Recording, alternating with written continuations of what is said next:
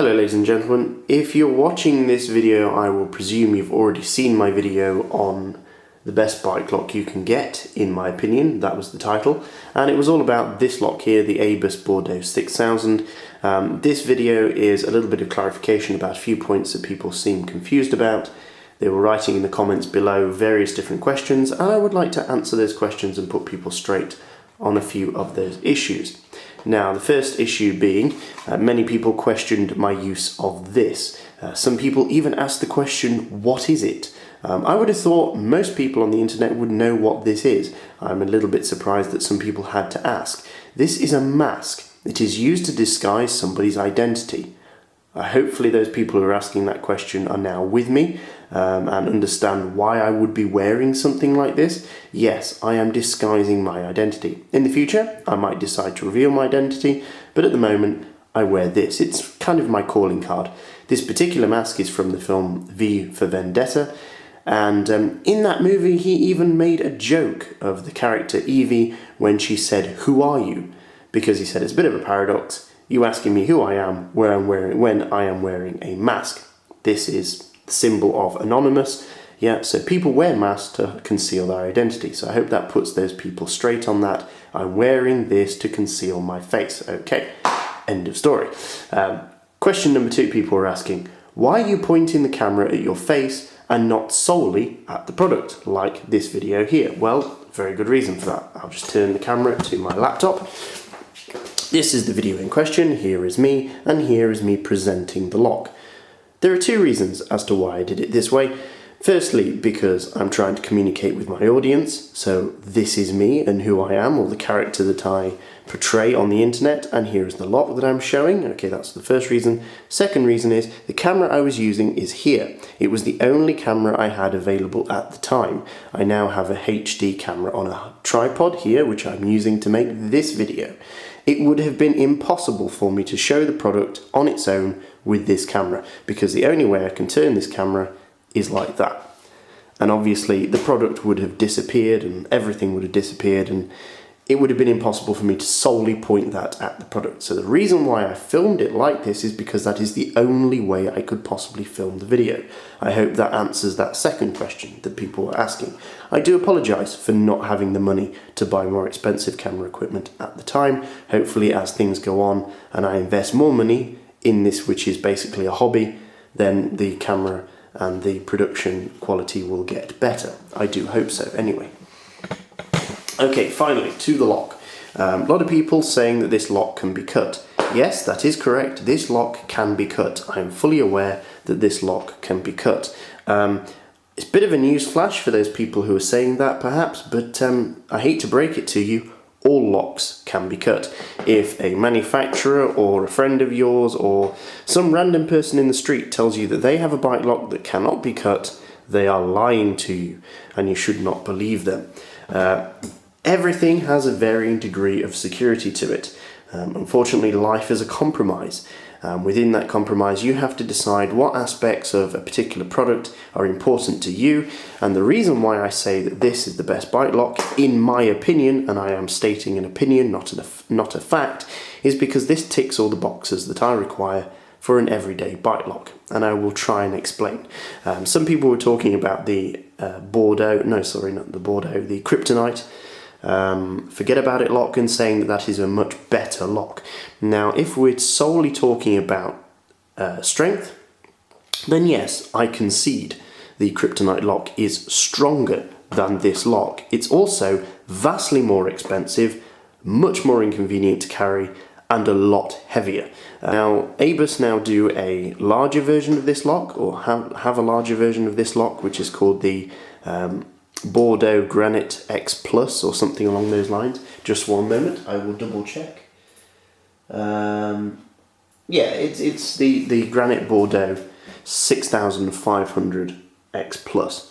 That lock is superior to this one for strength, but they are both the same design. And when I say this is the best bike lock, I'm talking about its design. Okay, you can go out and buy a padlock and chain like this, which is similar to the Kryptonite lock, and it can be incredibly strong, but it's not very convenient. Neither in fact, are D-locks. I find those most inconvenient. The reason why this is the best lock is because of its design. The fact that it's expandable, it folds out and can go around large lampposts and other obstacles to chain my bike to, the fact that it's extremely strong, much stronger than a lot of locks on the market, and the fact that it all folds up into this nice little bag or rubber case that can be easily fitted to my bike. Okay? To go around saying that it can be cut, well, that's obvious. All locks can be cut. If you buy a lock solely on that basis, there are stronger locks you can buy. That is true. Does that make it better? I don't believe so, not necessarily. Because you have to take into account other factors. For example, how much something costs, the kind of security you actually need, and the kind of bike that you have. If you're riding around on a bike that requires such a heavy-duty lock, you might want to reconsider the kind of bike you use for everyday use. Okay, I have a bike that's worth £4,000.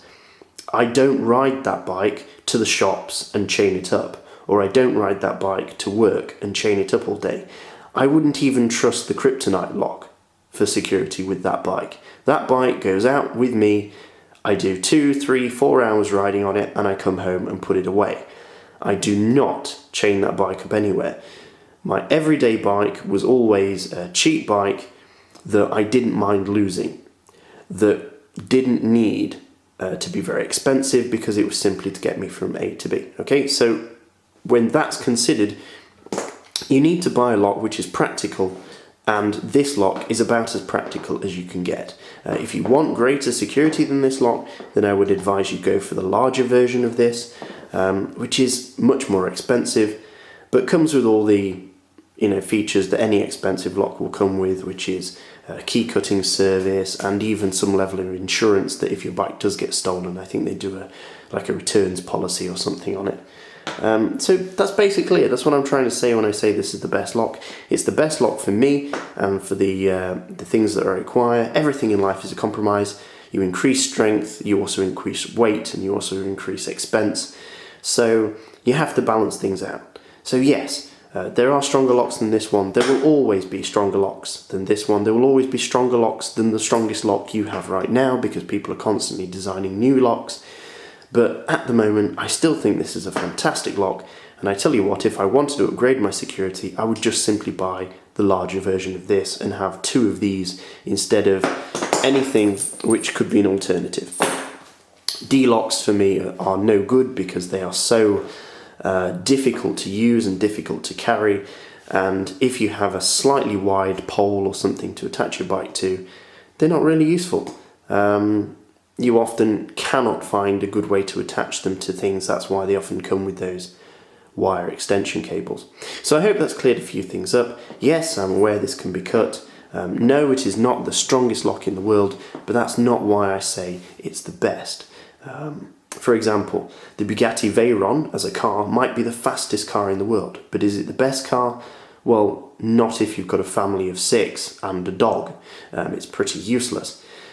Then if you drive around in a camper van, is it the most practical? Well, no, for other reasons. So you always have to compromise with every product. For me, for the cost, for the size, for the weight, for the durability, and for the strength of this lock and the design, I say it's pretty much the best you can get. Okay, I hope that clears things up, and I hope people aren't having nervous breakdowns in the comments anymore. Oh, by the way, I'm happy for constructive criticism. I'm also happy for you to give your own opinions, because they are just opinions and nobody has to agree with them.